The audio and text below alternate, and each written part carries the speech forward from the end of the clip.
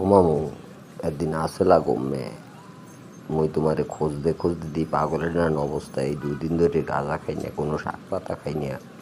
একেবারে মনে হয় কি যে রাস্তায় ঠাস করে পড়ি, যে মাথা মাথা ঘোরে বিছনে হই থাই।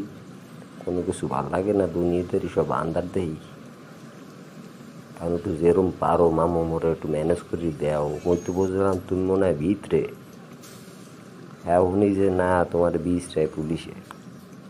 ওরে পাগল, মরবি না, মুই আসি না। তুই তুই কোনো চিন্তাই করিস না। তাই আছে, গাঁজা আছে। তাই হ্যাঁ তোর মনে কর যে 3-4 বছর আগের, হ্যাঁ ডেট এক্সপায়ার হয়ে গেছে, খাইয়ে মোদি যাইতে পারো। আর একটু দাম একটু বেশি পড়বে। আগে তো ওই 200 টাকা পড়লা আসলে, সেই ডেট তুই মনে যদি 600 দেও, তাহলে মনে করো যে দেখতে পারি। আর আরেকটু কথা, খাই যদি মরি মরি যাও, তাহলে ওই মরার আগে একটু মানে ঘরে কই যে যাতে তোর 40 মরে একটু ওই গোস্ত মোস্ত যাতে একটু বাড়াই বড়াই দেয়।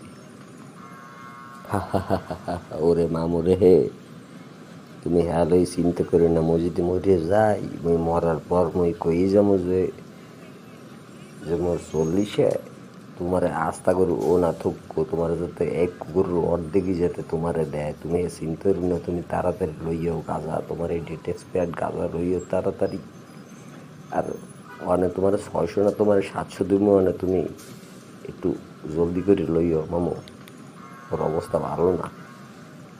একটা কাম কর, তুই এখানে 15 মিনিট খারা, ওই খালি 5 মিনিটের মধ্যে যামো আর আমো। ওরে ধন্যবাদ মামু, ধন্যবাদ। যাও লইয়াও, আমি খারাইলাম।